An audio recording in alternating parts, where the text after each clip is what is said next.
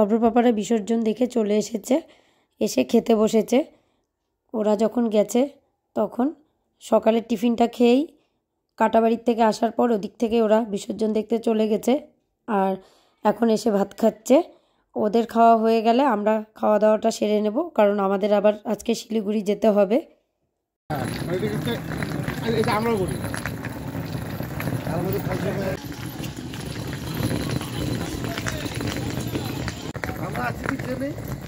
আমরা আজকে শিলিগুড়ির জন্য আবার রওনা দিলাম।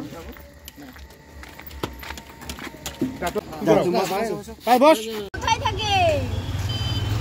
কোথায় থাকে? হ্যাঁ, কোথায় থাকে? কোথায় থাকে? কোথায় থাকে? ওইটাই জিজ্ঞেস করছি কোথায় থাকে। আমি তো জিজ্ঞেস করছি কোথায় থাকে। ওইটাই আমি জিজ্ঞেস করছি কোথায় থাকে। মামার থেকে চলে এসেছি চৌপতি মোড়। আমরা টোটোতে বসে আছি। অভ্র পাপারা দুধ আনতে, অভ্র পাপারা দুধ বলছি দই আনতে গেল। এক দোকানে বলে রেখেছিল দইয়ের কথা, অল্প করেই দই নিয়ে যাওয়া হচ্ছে, বেশি দই নেওয়া হবে না, টানাটানির একটা ব্যাপার থাকে। তা দই আনতে গেছে, নিয়ে আসলে তারপর শিলিগুড়ির দিকে রওনা। যেহেতু রাত্রিবেলা ট্রেন পাওয়া যায় না, বাসেই যেতে হবে।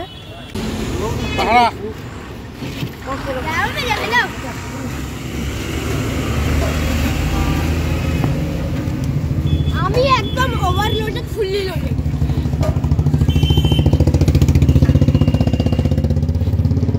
এই যে সন্দেশ নিছি। কিসের সন্দেশ? ওই যে ছোট ছোট গোল গোল সন্দেশ। ও আমার সেই লাগে। দাঁড়াও দাঁড়াও, উঠাও উঠাও। মানুষ ভাববে এইটা উঠাও। কোনটা উঠাবো? আমি কি তাহলে সামনে বসেই যাই? তাহলে ওইটা ধরি, আমি ওইটা ধরে নিয়ে বসি।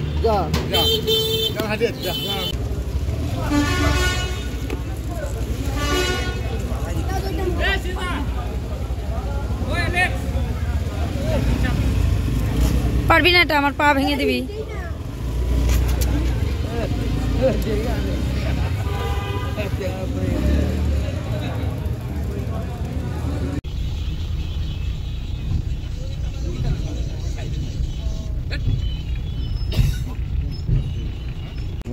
গাড়িতে উঠে পড়েছি, গাড়ি ছেড়ে দিয়েছে, চৌপতি মোড় পার হয়ে এসেছি। গাড়ি দাঁড়িয়ে আছে, কাউকে হয়তো উঠাচ্ছে আরো প্যাসেঞ্জার।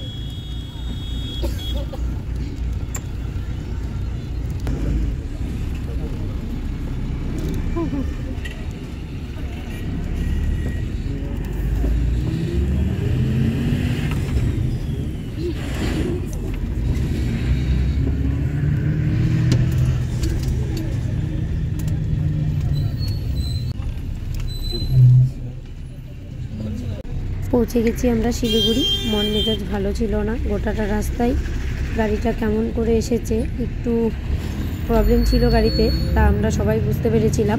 কিন্তু যাই হোক, যেভাবেই হোক আসছিল। কিন্তু বাগডোগরার সামনে এসে সবাই অ্যাক্সিডেন্টের হাত থেকে দুবার বেঁচে গেছি। চলতি অবস্থায় গাড়ির স্টিয়ারিং কাজ করা বন্ধ করে দিয়েছিল। একবার না দুবার এরকম হয়েছে। এইভাবেই শিলিগুড়িতে এসে পৌঁছালাম।